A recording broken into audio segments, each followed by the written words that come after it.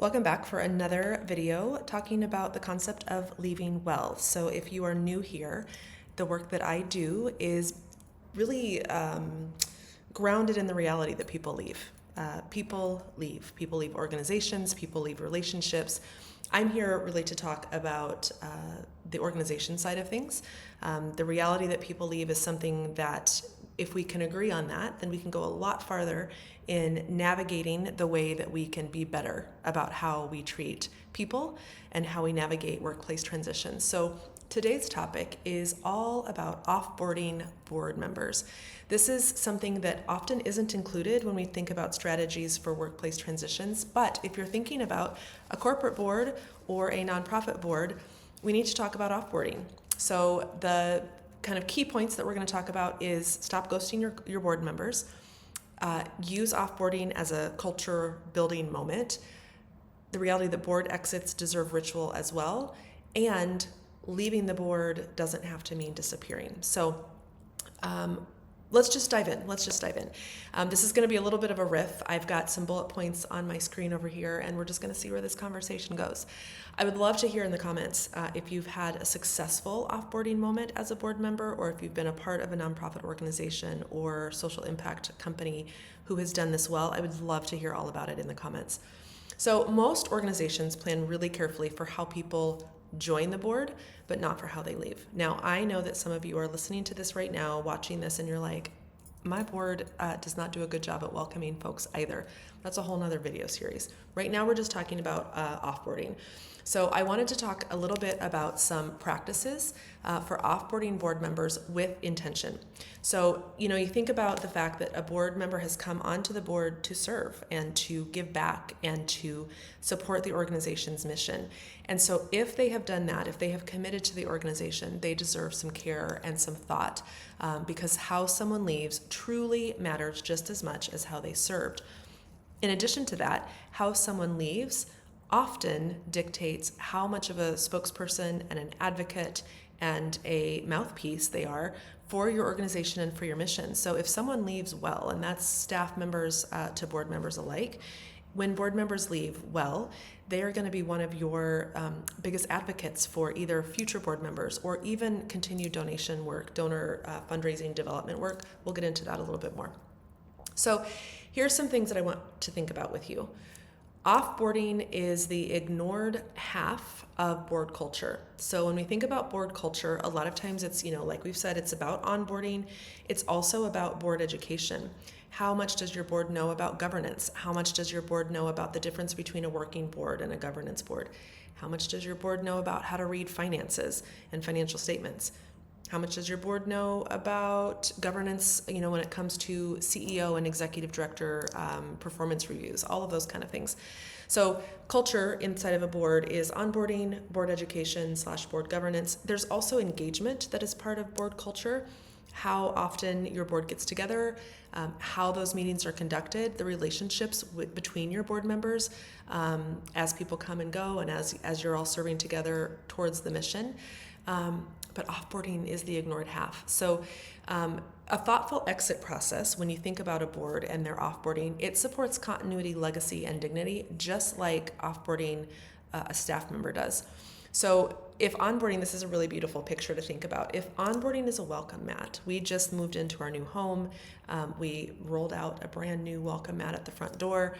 If that's what onboarding is, then offboarding is the doorway that frames legacy. Now, this is legacy for your nonprofit. It's also legacy for the board member as an individual, and it also can be legacy for the board members who stay behind. This is something I talk about all of the time with stayers, and this is just as important when we're talking about board members. So abrupt exits happen. So I'm not going to cover that in this meeting or in this meeting. You can tell where my mind's at. I'm not going to cover that in this video. Instead, we're going to talk about planned departures. So we're thinking about when a board term naturally comes to an end. Maybe it's because of the terms of chairs and someone is ending after their first term, maybe terming out, meaning they have done their second or their third term. When you plan well for the fact that board members will be offboarding, because that's also a reality, you can really navigate relational continuity. Like I said at the very beginning, it is important that you offboard your board members in a way that they still love and adore the mission. You can consider things like an exit interview, a conversation with your board member as they're leaving. Find out what was the most meaningful to them. Find out how they want to continue staying involved. Depending on your board structure, you can always invite people to an ad hoc committee that is a non-voting situation. Maybe there's a project upcoming that they've got really incredible skill sets around, and you want to have them come back for that.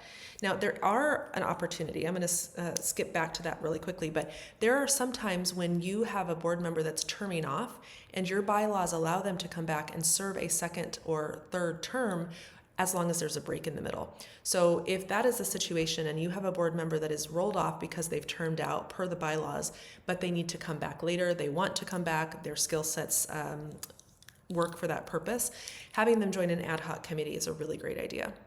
The other thing that you can consider in kind of an ad hoc-esque way is an advisory committee.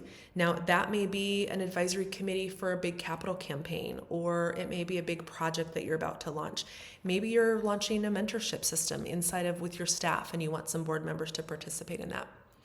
The other thing that you can think about for offboarding is some kind of a ritual of gratitude. Now, this could be a cake at their last board meeting. It could be sending a cake to their home if you have a virtual board.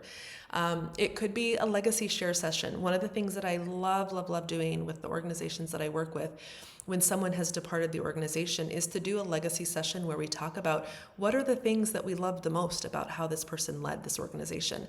What are the things that we can keep? What are the things that we should say goodbye to and kind of sunset and say goodnight? Those same things can happen with the board member. The way people leave shapes up how others show up to stay. And this is really important with the board, especially depending on the levels of engagement that you have in your board. It's really important for the folks that are staying behind to feel a sense of an opportunity to say goodbye. It's important for them to see visually and a felt sense of how it felt for that person to leave, because that will soon be them as well. So I have a couple of stories or a couple of questions that I want to ask you about story. So the first question is, what story does your board's offboarding process tell about your values? If you have been with me for any length of time, you know how much I love talking about values. If your value is, for example, transparency, how does your board offboarding match the value of transparency?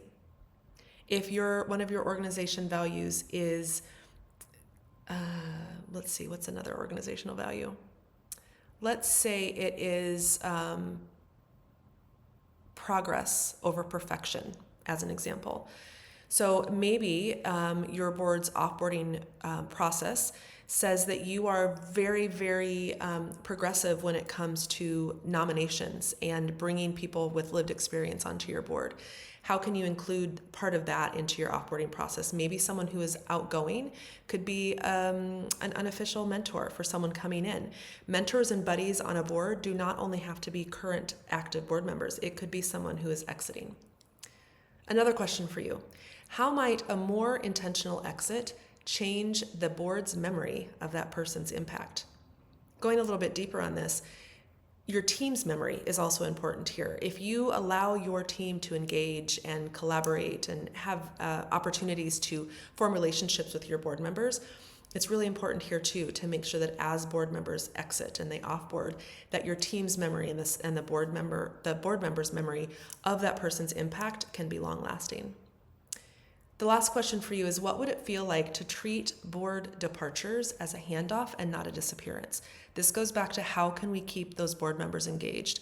Maybe one of the things that you have for your board is that folks have, in addition to like the traditional give-get, which I have lots of strong opinions about, maybe it's that you ask people to host events or host gatherings or invite people to an annual convening. Folks that are not on the board can still do that. Maybe you have online or in-person volunteer opportunities. Make sure that you ask your exiting board members to still participate in that. There's nothing better than someone introducing themselves to a new volunteer or a community member of who you serve. It says, I used to be a board member in this organization and its mission, and you as a community member are so important that I had to keep volunteering. Last but not least, the one thing that's the easiest thing you can do is provide an invitation to join the email newsletter. You could also ask them to provide kind of an outgoing statement or be involved in your social media. Do a quick recording of a 30-second video, maybe 60 seconds, maybe 90 seconds, asking the board member to share why they love the mission so much. You can use all of that not only in your recruiting and your nominations, but again, in that memory protection and memory preservation of the legacy that board member left. So leaving is a reality. It doesn't have to be clean and perfect. It's always going to be messy, but it does exist. Change is a reality, and transition is how we deal with it. I'd love to hear from you in the comments. What stuck out for you from this video? What's lasting for you? What more questions do you have? And again, like I said at the top of the video, I would really love to know if you've experienced a really great offboarding. Before I close, I do want to say that our organization helps develop board offboarding processes for organizations. I am currently serving as a board chair, and I had the pleasure of assisting the nominations committee chair with that organization's offboarding process. This includes, how do we nominate? How do we decide about the nominations? How do we say goodbye? How do we honor? How do we treasure? How do we say thank you? There's a lot of things that you can consider when saying thank you. Some folks like to consider an emeritus board. That's not a recommendation I would offer, but that is something that some folks like to do. Some folks like to do certificate of recognition. Some folks like to do a formal ceremony. Some folks like to do a goodbye in the email newsletter that goes out to their community. The options are plentiful. What matters is that you start having the conversation with your team, your fellow board members, if you are a board member, or if you're the CEO, executive director, chief of staff, or on a leadership team, that you start talking about this on behalf of your board. It's sometimes scary to start when you don't know quite what to do or how to begin. So if it would be helpful, send me an email at naomi@8thandhome.com. That's Naomi, Naomi, at the number 8, THANDHOME.com, and I'll send you a little one-pager that's kind of handy that can get you started on creating an offboarding process that can keep the memory and the legacy of their impact alive while still maintaining continuity for incoming and stayers on the board. Hope you've enjoyed this video. You can get in touch with me at naomihadaway.com. You can read articles galore. You can listen to 3 seasons of really great episodes on our podcast. And again, you can reach me at naomi@8thandhome.com. I wish you well, and I hope you have a good rest of your day, rest of your week, wherever you are in the world. Da da da da da da da da da da da.